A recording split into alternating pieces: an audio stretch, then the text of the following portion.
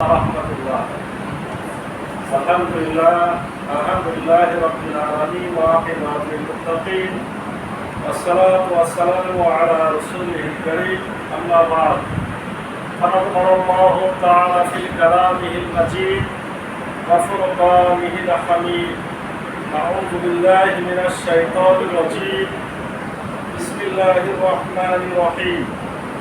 الحمد لله رب العالمين الرحمن الرحيم مالك يوم الدين إياك نعبد وإياك نستعين اهدنا الصراط المستقيم صراط الذين أنعمت عليهم غير المغضوب عليهم ولا الضالين. وقال رسول الله صلى الله عليه وسلم قسمة الصلاة بيني وبين عبدي بالسعيد ولعبدي ما شاءني. সম্মানিত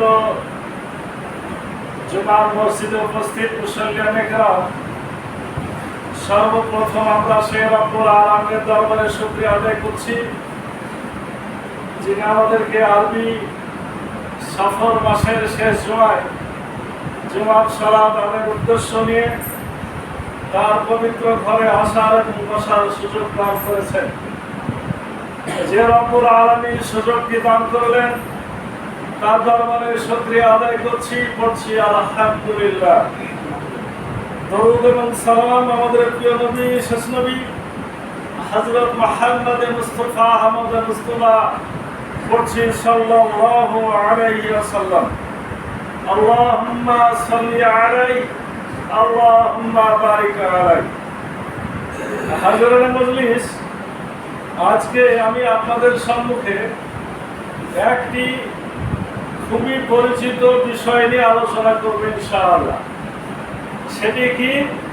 সেটি হলো সূরা আল ফাতিহা।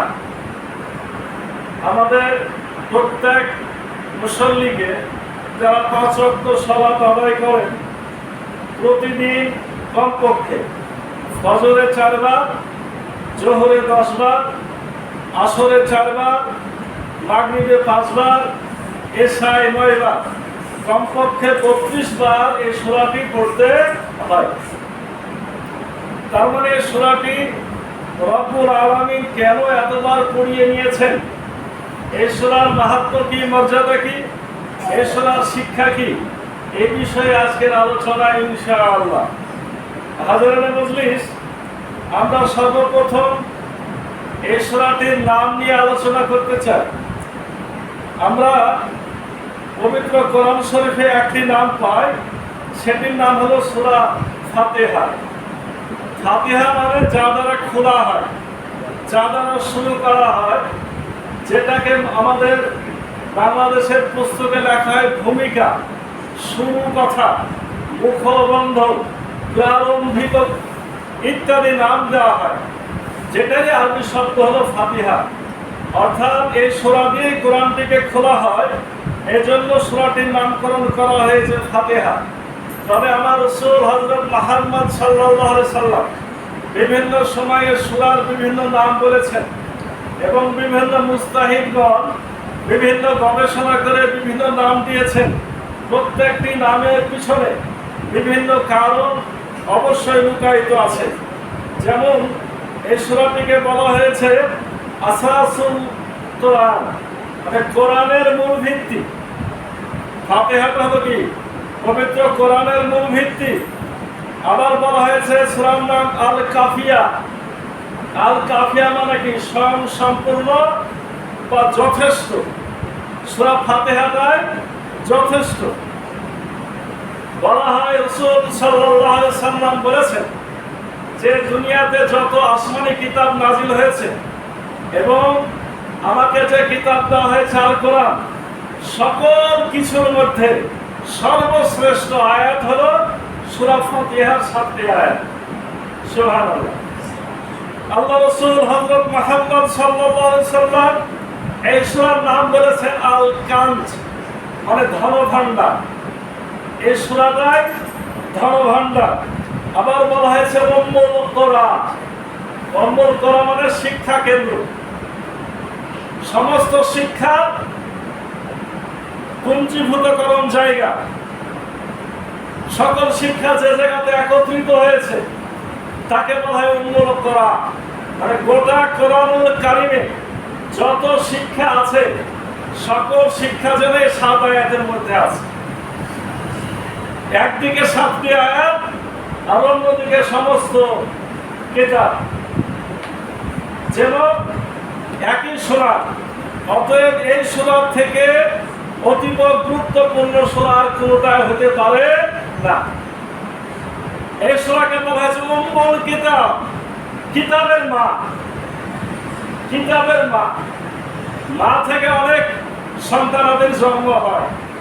মানে ফাতিহা থেকে যেন বাকি সমস্ত সূরাগুলি তৈরি হয়েছে। এজন্য বলা হয়েছে উম্মুল কিতাব। এই সূরাকে বলা হয়েছে সূরাতুন নূর। সূরাতুন নূর মানে আলোর সূরা। এই সূরার মধ্যে জ্যোতি আছে, আলো আছে, কোরআনের আলো আছে। এই সূরা পড়লেই কোরআন থেকে বোঝা যাবে। এই সূরা থেকে বলা হয় সূরাতুদ দাওয়া বা সূরাতুস শিফা, মানে আরোগ্য মুক্তির সূরা। সরাসরি বলা হয়েছে সূরাতুর রুকাইয়া, ইসলামের একটা চিকিৎসা, এটাকে বলা হয় রুকিয়া। এই জন্য এটাকে বলা হয়েছে সূরাতুর রুকিয়া, প্রত্যেক রোগের ওষুধ। এ বিষয়ে একটি ঘটনা পাওয়া যায়। আল্লাহ রাসূল হযরত মুহাম্মদ সাল্লাল্লাহু আলাইহি সাল্লামের জামানায় কিছু সাহাবী সফরে গেলেন। সেই মরুপ্রান্তর এলাকায়, মরুভূমির দেশে এক এলাকার লোক যখন আরেক জনবসতির উপর দিয়ে পার হয়, এটা তাদের দায়িত্ব হয়ে যায় ওই জনবসতির লোকজন তাদের একটু আশ্রয় দেবে, একটু পানি দিবে।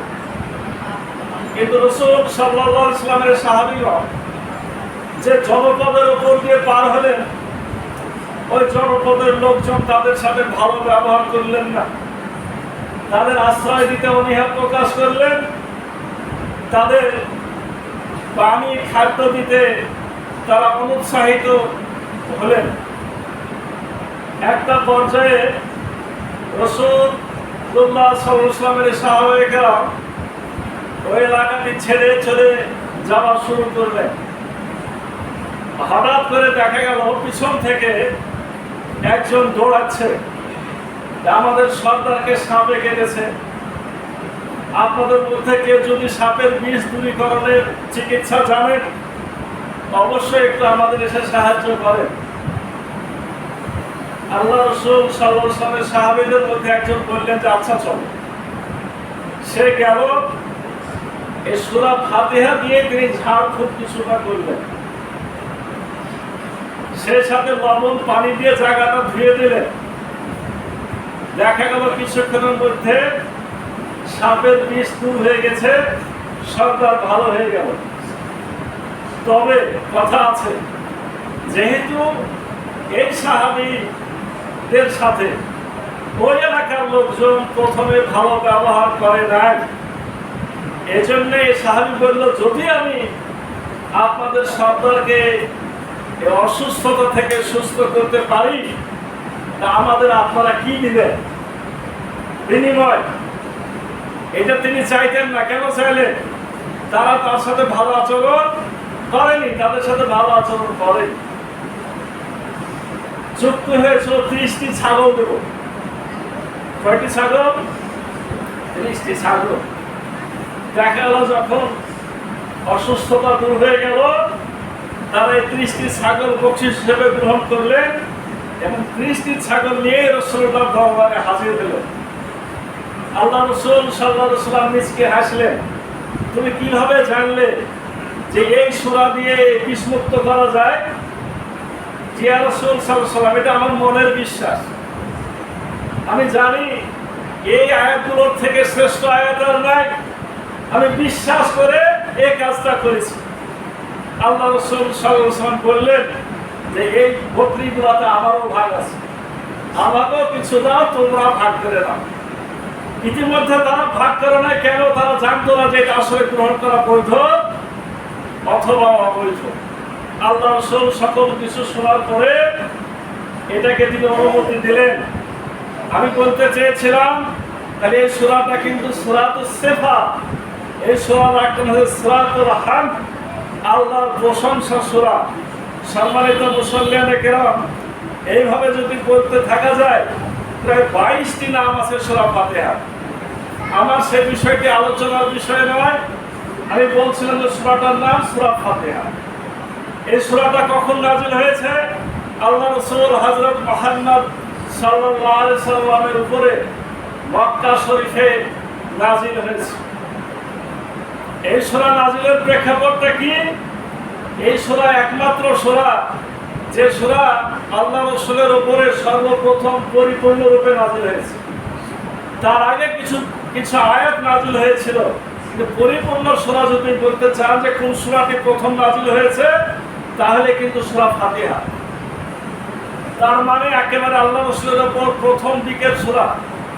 এই সূরার ভূমিকা আর গোটা কোরআনের ভূমিকা একটাই, কারণ এই সূরা নিয়ে আল্লাহ রাসূল হযরত মুহাম্মদ সাল্লাল্লাহু আলাইহি সাল্লামকে সর্বপ্রথম জানিয়ে দেওয়া হয়েছে যে তিনি যা চান সেটা কি, তিনি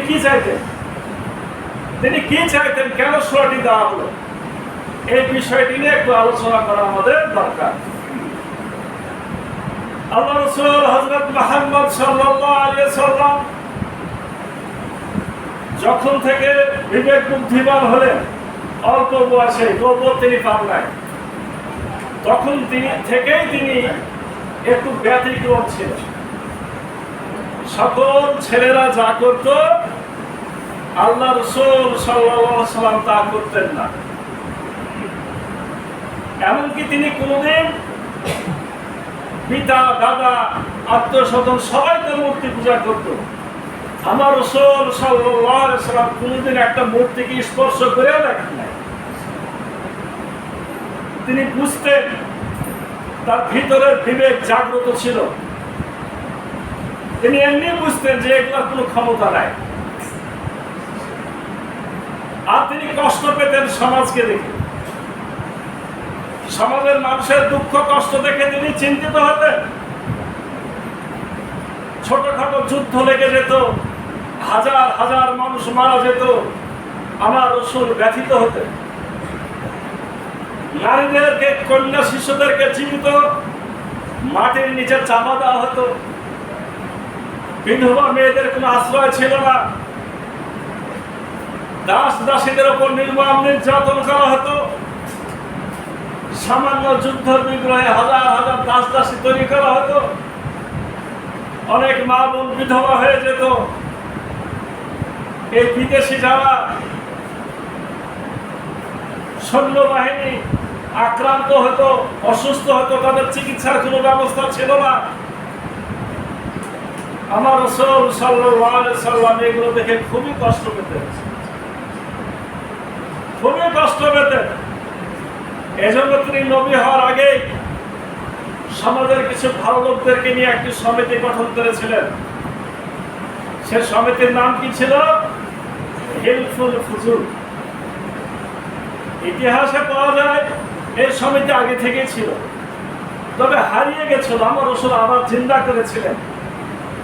এই সমিতির উদ্দেশ্য কি ছিল? বিধবাদের সাহায্য করা, এতিমদের সাহায্য করা, যুদ্ধে আহত ব্যক্তিদের সাহায্য করা, অন্নহীনের অন্ন তুলে দেওয়ার ব্যবস্থা করা। এরকম অনেকগুলো লক্ষ্য উদ্দেশ্য ছিল, ভালো লক্ষ্য উদ্দেশ্য। আমার রাসূল হযরত মুহাম্মদ সাল্লাল্লাহু আলাইহি সাল্লাম এই সমিতির কার্যক্রম বাস্তবায়নের জন্য মানুষের দ্বারে দ্বারে ঘুরলেন, কিন্তু তিনি সফল হতে পারেন নাই। কেন পারেন নাই?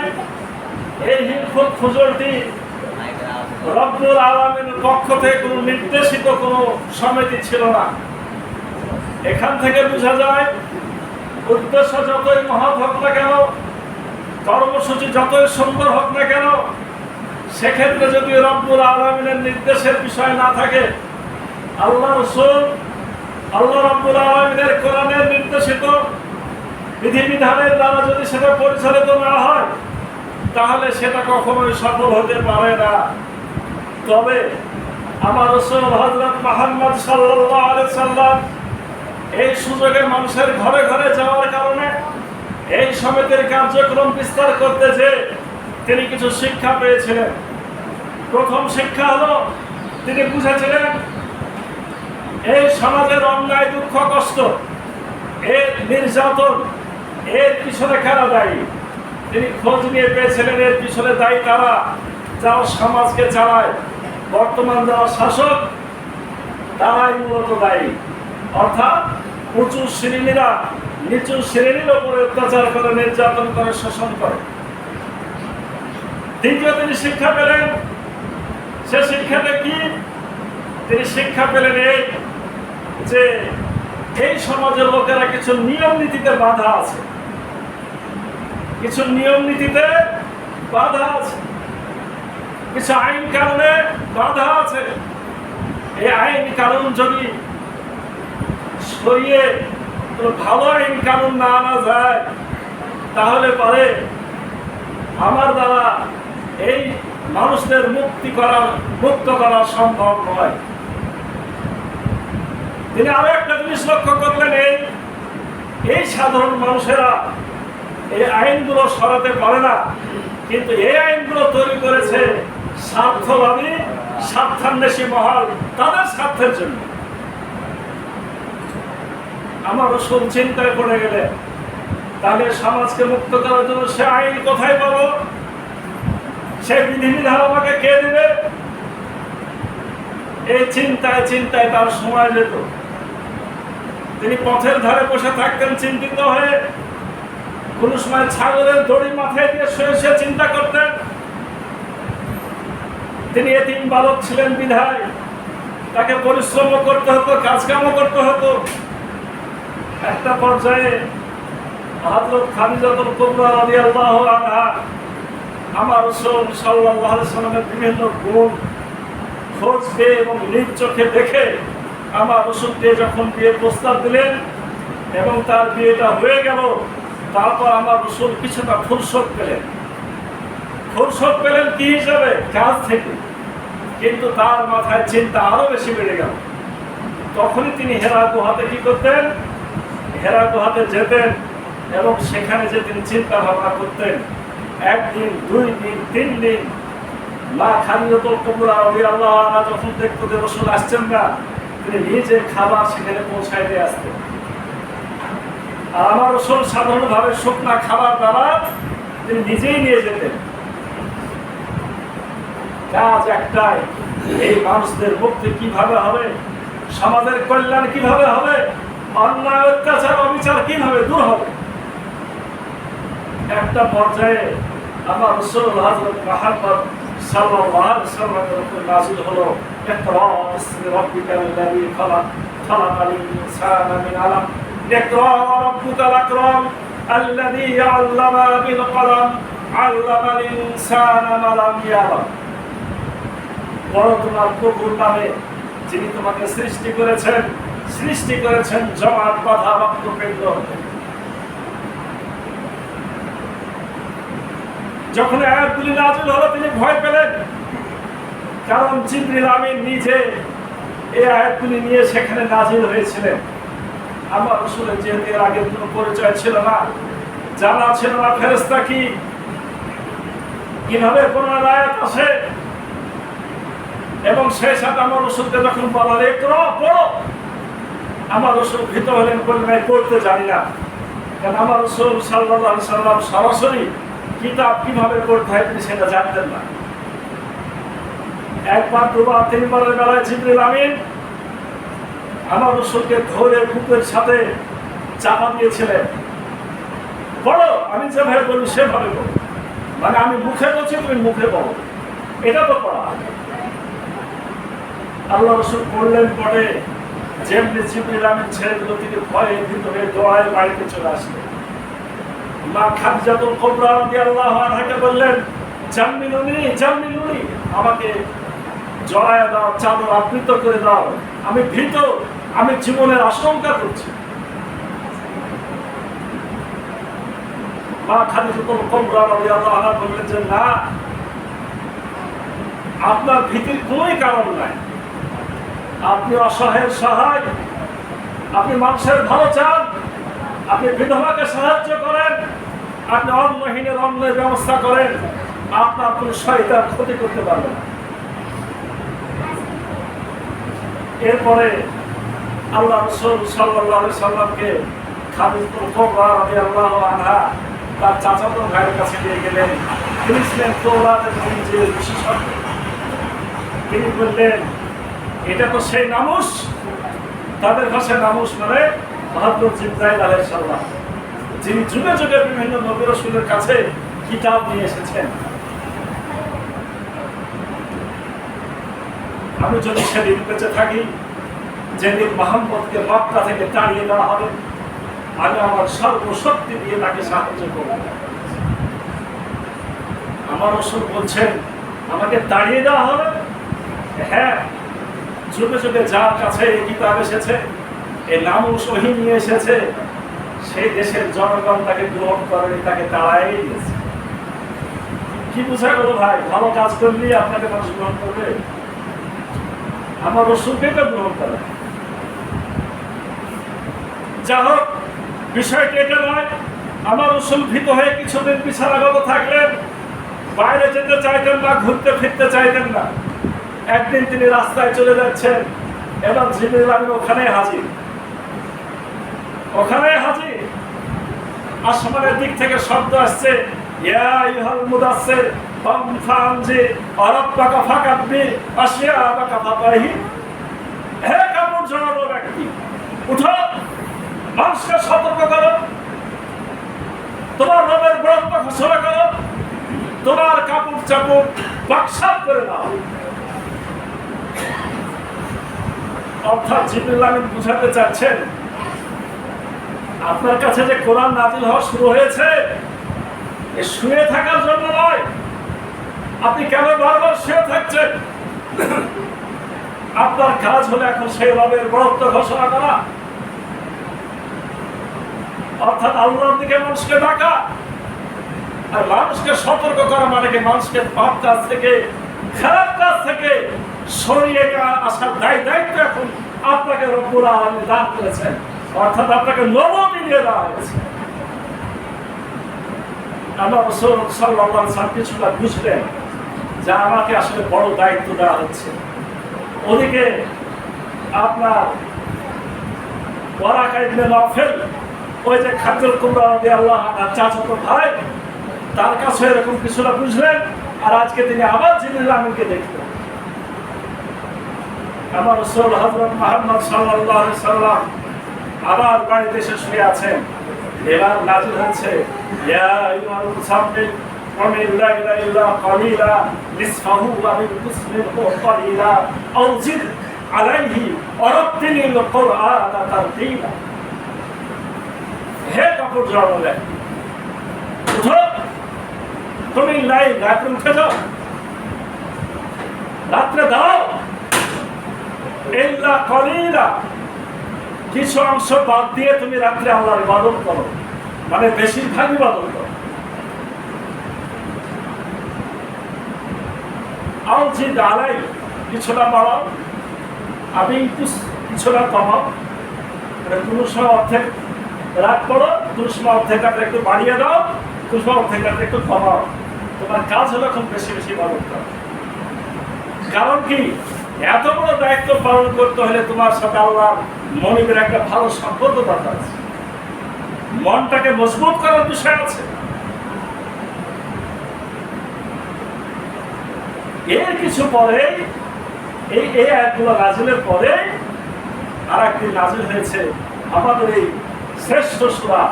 আমার রাসূল সাল্লাল্লাহু আলাইহি ওয়াসাল্লাম বলেছেন, পবিত্র কোরআনের মধ্যে শ্রেষ্ঠ সূরা হলো সূরা আল ফাতিহা। এরপরে সূরাটি নাযিল হয়েছে। এই সূরার ব্যাপারে সূরা হিজরে বলা হয়েছে, ওয়ালাকাদ আতাইনাকা সাবআম মিনাল মাসানি ওয়াল কুরআনিল আযীম। অবশ্যই আপনাকে দিয়েছি 7 আয়াত বিশিষ্ট সূরা এবং কোরআনুল আযীম। তবে 7 আয়াত একদিকে, কোরআন কিন্তু আর একদিকে আল্লাহ রাব্বুল আলামিন পাশাপাশি করেছেন। তাহলে কি বোঝা গেল? অন্যান্য সকল সূরা আর এই সূরা ফাতিহা দুটা যেন একই সমান। 113টা সূরা একদিকে, সূরা ফাতিহা আর একদিকে। এই সূরাকে কেউ কেউ বলেছে ইসমে আজম। অনেকে খুঁজে ইসমে আজম কোনটা। কোন কোন মুফাসসিরিনদের মতে সূরা ফাতিহা ইসমে আজম। এই সূরার ব্যাপারে আমার রাসূল হযরত মুহাম্মদ সাল্লাল্লাহু আলাইহি ওয়াসাল্লামের শ্রেষ্ঠ বাণী, লা সালাতা ইল্লা বিফাতিহাতিল কিতাব। কোন সালাত ফাতিহা ছাড়া হবে না। তার মানে প্রত্যেক রাকাতে সূরা ফাতিহা পড়তে হবে। এই সূরা হলো চরম চাওয়া, চরম পাওয়া। চরম চাওয়া, চরম পাওয়া। মানে রব্বুল আলামিন নিজে এই দোয়াটা শিক্ষা দিয়েছেন। হে রাসূল, আপনি যা যা চান এই সূরার মাধ্যমে চান। আপনার সাধনা, আপনার চিন্তা আমি জানি। বলুন তো, আপনাকে যদি বাংলাদেশের কোন এক মন্ত্রী ডেকে বলা যে এইভাবে দরখাস্তটা লেখো, তাহলে এত কোটি টাকা মঞ্জুর হবে। যে মঞ্জুর করবে সেই বলছে এইভাবে লেখো। আপনার ভয় আছে? আমার আল্লাহ বলছেন যে তোমাদের যা যা চাওয়া, এই চাওয়ার জন্য আমি এক ফর্ম দিয়ে দিয়েছি ফাতিহা। এইভাবে চাইলেই আমি দিয়ে দিই। বিস্তারিত ব্যাখ্যা ইনশাআল্লাহ সামনে আসবে। তার মানে কেমন করে চাইতে হয় আল্লাহর কাছে, সে চাওয়ার ব্যাখ্যা রব্বুল আলামিন এই সূরার মধ্যে দিয়ে দিয়েছেন। এই বিষয়ে একটি বিখ্যাত হাদিস আপনাদের সম্মুখে বলতে চাই। হাদিস থেকে বলা হয়েছে হাদিসে কুদসি। কি বলা হয়েছে বলুন? হাদিসে কুদসি। হাদিসে কুদসি কাকে বলা হয়? যে হাদিস আসলে রব্বুল আলামিনেরই বাণী। কার বাণী? রব্বুল আলামিনের বাণী। কিন্তু আমার রাসূল হযরত মুহাম্মদ সাল্লাল্লাহু আলাইহি ওয়াসাল্লাম তার মুখ দিয়ে বলছেন। মানে আল্লাহর কথাটা পবিত্র কোরআনে নাই, কিন্তু আমার রাসূল সাল্লাল্লাহু আলাইহি ওয়াসাল্লাম যে কথাটা তার মুখের বাণী দিয়ে বলছেন তাকে বলা হয় হাদিসে কুদসি। এটি হযরত আবু হুরায়রা রাদিয়াল্লাহু আনহু বর্ণিত হাদিস। এই হাদিসে আবু হুরায়রা রাদিয়াল্লাহু আনহু বলছেন, আমি রাসূল সাল্লাল্লাহু আলাইহি ওয়াসাল্লামকে বলতে শুনেছি আল্লাহ তাআলা বলেন। রাসূল বলছেন যে আল্লাহ বলেছেন। তাহলে কোরআনে থাকার কথা, কিন্তু কোরআনে নাই। কিছু কথা আমার রাসূলকে আল্লাহ নিজে বলতেন, আর রাসূল তার নিজের বাণীতে সেটা ব্যক্ত করতেন। এটাকে বলা হয় এই হাদিসে কুদসি। কি বলছেন তিনি? বলছেন কাসমাতুস সালাত বাইনি ওয়া বাইনি আবদি। সালাতকে আমি এবং আমার বান্দার মধ্যে ভাগ করে দিয়েছি, নিসফাইন, আধা আধি করে। ওয়ালি আবদি মা সাআলানি, আর বান্দা যা চাবে আমি তাকে তাই দিব। বান্দা যা চাবে আমি তাকে তাই দিব। এরপরে হাদিসের বাকি অংশ কেমন? বান্দা যখন বলে আলহামদুলিল্লাহি রাব্বিল আলামিন, সমস্ত প্রশংসা আল্লাহর জন্য। বাংলাটা বলি, মনে কি বলছেন আল্লাহকে তাই তো আমরা জানি না। আল্লাহকে যে কি বলি আমরা তাই তো জানি না। এটা আমাদের জন্য বড় দুঃখের কথা। যখন বান্দা বলছে আলহামদুলিল্লাহি রাব্বিল আলামিন, সমস্ত প্রশংসা আল্লাহ তাআলার জন্য, যিনি বিশ্ব জগতের প্রতিপালক, তখন আমার আল্লাহ বলেন হামাদানি আবদি, বান্দা আমার প্রশংসা করে। আল্লাহ রাব্বুল আলামিন জবাব দেন। প্রত্যেকটা আয়াতের পরে জবাব দেন। এজন্য কিছু মানুষ ছাড়া, কিছু আলেম ছাড়া বিশ্বের সকল আলেম ওলামার এটাই মত, যা প্রকৃত মুহাক্কিক, যে সূরা ফাতিহার প্রত্যেকটা আয়াতের পর আপনাকে থাকতে হবে। শুধু থাকতে হবে না, মনের কানে শুনতে হবে রব্বুল আলামিন এটা জবাব দিচ্ছেন, আমি আল্লাহর সাথে কথাবার্তা বলছি, আমি আল্লাহর সাথে এখন কথোপকথন আমার হচ্ছে। বলুন তো, কার মনটা যদি এরকম হয়ে যায়, তাহলেই তো আল্লাহর সাথে তার সাক্ষাৎ হয়ে যায়। সুবহানাল্লাহ, সরাসরি সাক্ষাৎ হয়, অন্তরের দিকটা সাক্ষাৎ হয়ে যায়। বান্দা যখন বলে রহমানির রহিম, যিনি পরম করুণাময় অতিশয় দয়ালু, তখন আল্লাহ বলেন আসনা আলাইয়া আব্দি, আমার বান্দা আমার গুণগান করছে। বান্দা যখন বলছে মালিক ইয়াউমিদ্দিন, যিনি বিচারের দিনের মালিক, আল্লাহ বলছেন মর্যাদানি আব্দি, আমার বান্দা আমার মর্যাদা বর্ণনা করছে। খেয়াল করছেন, প্রত্যেকটা সমাজের জবাব একটু না বললে হয় না, সময় মনে হয় শেষের দিকে চলে আসলো। সেটা হলো এই, অনেকের মাথায় চিন্তা আসতে পারে, এতগুলো মানুষ আমরা একসাথে বলি, আর আল্লাহ রাব্বুল আলামিন একাই এতগুলো মানুষের জবাব দেন, এই চিন্তা আসা স্বাভাবিক না অস্বাভাবিক? এর আগে দুদিন আপনাদেরকে ব্যাখ্যাটা দিয়েছি, আবার মনে করা দিতে চাই। আধুনিক বিজ্ঞানের কারণে, আধুনিক বিজ্ঞানের কল্যাণে এখন এগুলো বোঝা খুবই সোজা, এগুলো বোঝা খুবই সোজা। আমাদের দেশের সব থেকে বেশি ব্যবহৃত মোবাইল কোম্পানি কোনটা? গ্রামীণ। মনে করেন যে 2 লাখ লোক মোবাইল ব্যবহার করে গ্রামীণ সেই 1 লক্ষ লোক একই সাথে রিং করলো, একই সাথে কি ওই 1 লক্ষ লোকের রিং আর 1 লক্ষ লোকের কাছে পৌঁছাবে না? পৌঁছাবে না? কিভাবে সম্ভব? স্টেশন তো একটাই, গ্রামীণের সার্ভার স্টেশন ঢাকাতে একটাই যন্ত্র। 1 লক্ষ লোকের কথা একসাথে যন্ত্রতে ঢুকে, আবার সাথে সাথে সেই যন্ত্র পেয়ে যায় যে এই আর 1 লক্ষ লোক কোথায়, যাদের কাছে মেসেজটা পাঠাইতে হবে, ঠিক তাদের কাছে সে খবরটা সে পাঠায় দেয়। এটা যদি মানুষের ব্রেন দ্বারা সম্ভব হয়, আল্লাহর ব্রেনের লক্ষ কোটি ভাগের কোটি কোটি ভাগের কোটি কোটি ভাগের কোন এক ভাগ দ্বারা মনে করে যে মোবাইল কোম্পানিটা তৈরি হয়েছে।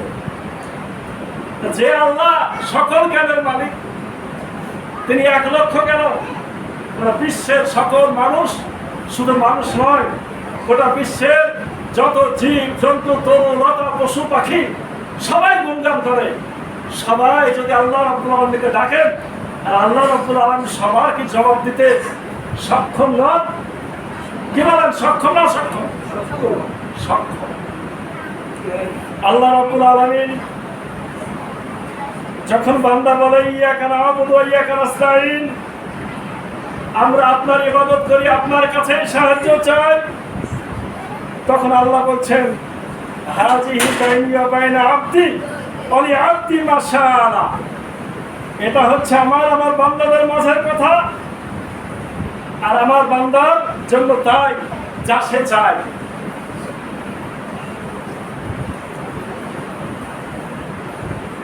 তার মানে এই সূরাটি 3 ভাগে বিভক্ত। কয় ভাগে? 3 ভাগে। প্রথম 3টা আয়াত 1 ভাগ, পরের 3টা আয়াত 1 ভাগ, আর মাঝের এই আয়াতটা 1 ভাগ।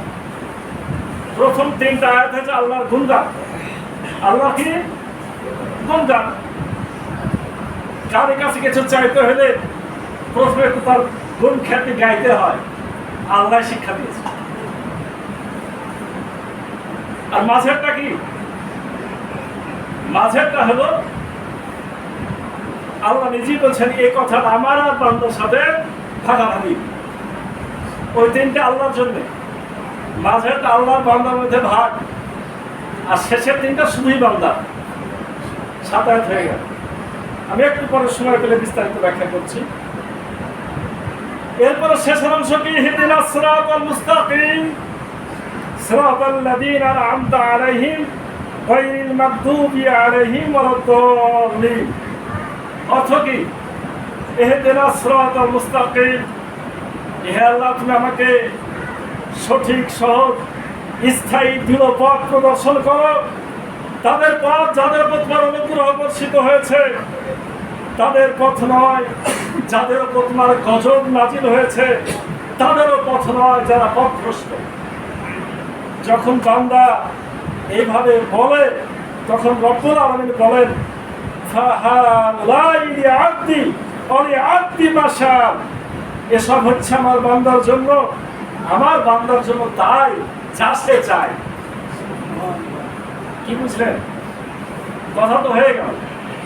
প্রথম তিনটা আল্লাহর প্রশংসা করা হলো, তারপরে আয়াতের পরিচয় দেওয়া হলো।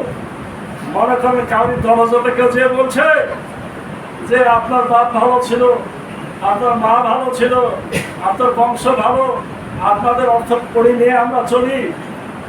ভিতরে যতই ধনী লোক থাকা, যতই রাগীর লোক থাক, সত্যি যদি টাকাওয়ালা হয় সে ভাবে এই বাইরে গেলে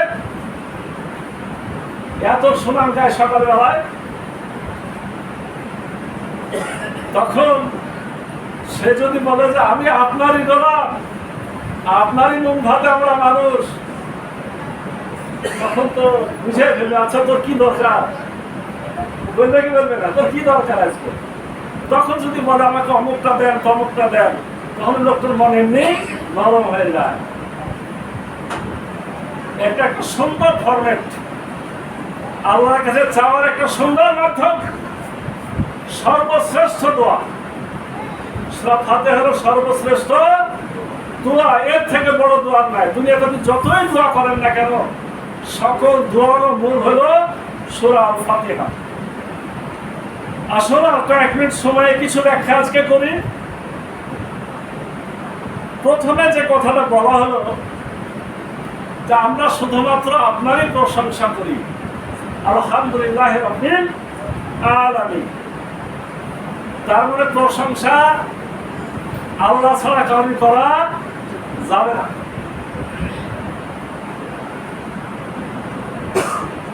প্রশংসা একমাত্র আল্লাহ। কেন প্রশংসা আল্লাহ? একটু চিন্তা করতে হবে, ব্যাখ্যা বন্ধ পিছনে একটু চিন্তা করতে হবে। এক নম্বর যদি ভাবি, এটা আসবে যে আলহামদুলিল্লাহ রাব্বিল আলামিন, প্রথম কথা আসবে যে আমরা মানুষ।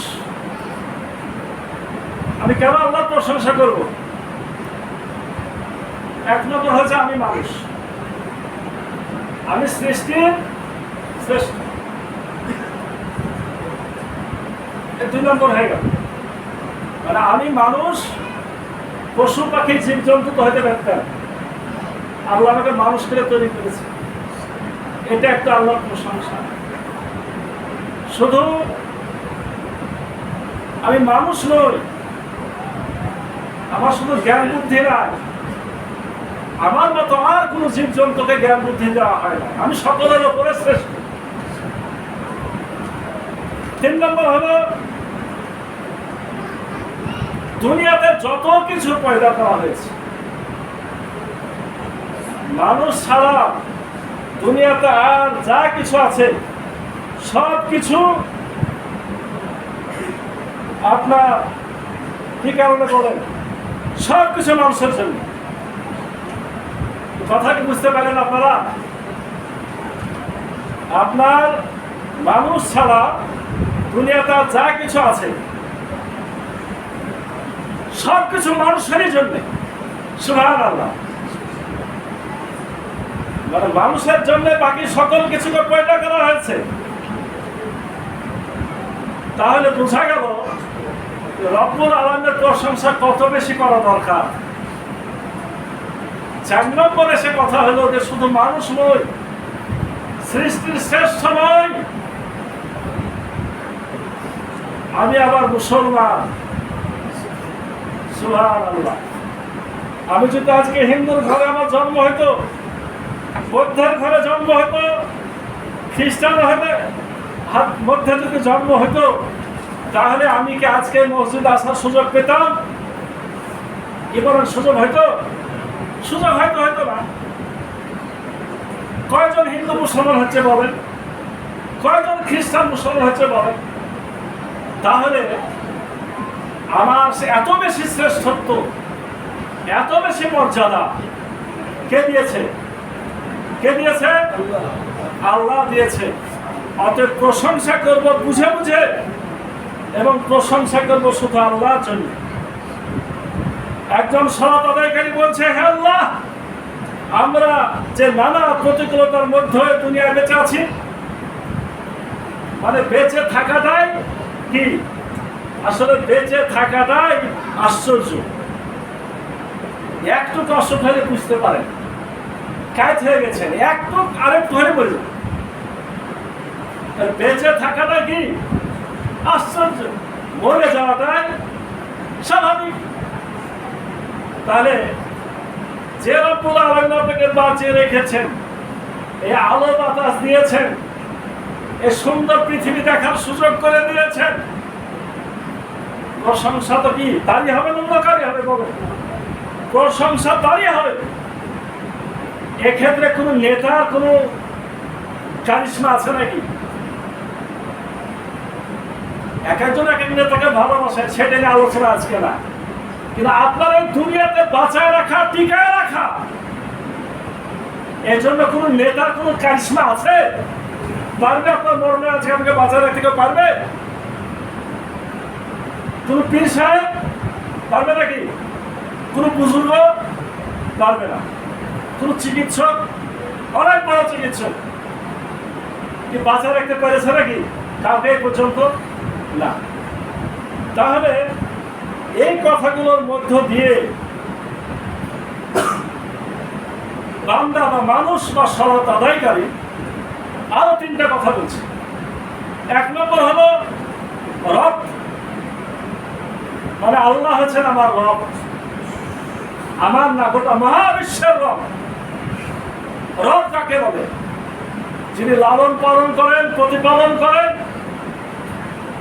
যিনি কাউকে তৈরি করে আবার তাকে বাঁচিয়ে রাখার জন্য যা যা দরকার সব দেন, তাকেই বলা হয় রব। রবের আর একটা অর্থ হলো মনিব বা প্রভু, আর একটা অর্থ হলো আদেশদাতা, আইনদাতা, শাসক, বিচারকর্তা।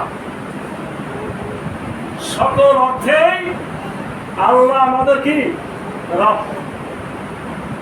একটু চিন্তা করে যে আমি যে আল্লাহকে রব বলছি, এই কথাগুলি কি আমার মাথাতে আসে? আমার মাথাতে তো আসে না, অর্থই তো জানি না। এই কথা বলার সাথে সাথে প্রশ্নটা আসে যে আসলে আমি কাউকে আর মানি না, শুধু আমি আল্লাহকেই মানি। রিজিক দাতা, বিধানদাতা, আইনদাতা, সকল ক্ষেত্রে একজন মনিব আছেন, প্রভু আছেন, তার নাম আল্লাহ। এরপরে বলা হয়েছে আল আমিন, যিনি বিশ্ব জাহানের প্রতিপালক। এর প্রথম আয়াতটি আজকে শেষ, ইনশাআল্লাহ বাকি 6 আয়াতের আলোচনা আগামী ছিল। আপনার কি খারাপ লাগছে নাকি? তাড়াহুড়া করে তো অর্থ বলেছি, আইডিয়া তো কিছুটা পেয়েছেন। ব্যাখ্যা করতে হলে প্রত্যেক আয়াতকে ধরে ধরে আলোচনা করতে হবে।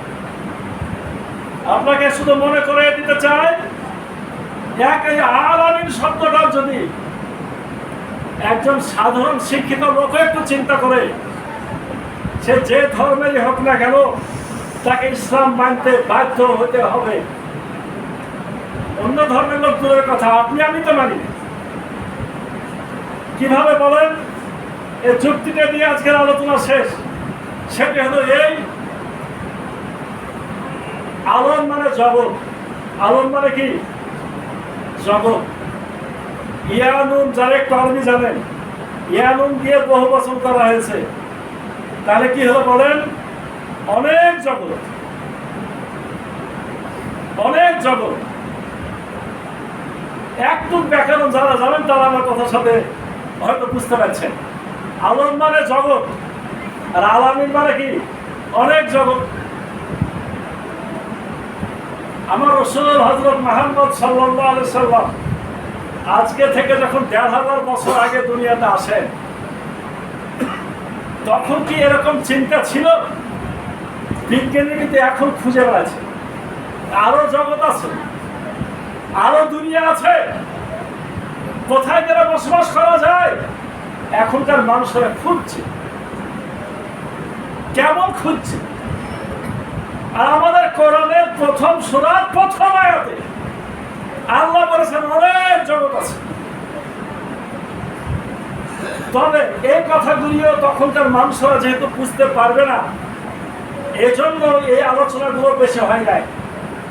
তবে ইবনে আব্বাস রাদিয়াল্লাহু আনহু বর্ণিত একটা হাদিস আছে, কিছু কথা রাসূলুল্লাহ কিছু সাহাবীকে বলতেন, সবার সম্মুখে বলতেন, কারণ জ্ঞান তো তাকে দিয়ে যেতে হবে।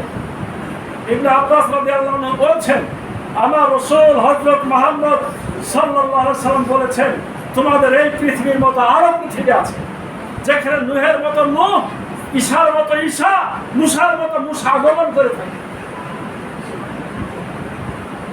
এই হাদিসগুলি এখন আমরা বের করছি, আলোচনা করার সুযোগ পেয়েছি, সাহস পাচ্ছি। বিজ্ঞান এখন ওদিকে ঘোরাঘুরি করছে। বিজ্ঞান এখন যেটা বুঝছে, আমার কোরআনে সেটা কত বছর আগে লেখা আছে? ১৫০০ বছর আগে লেখা আছে।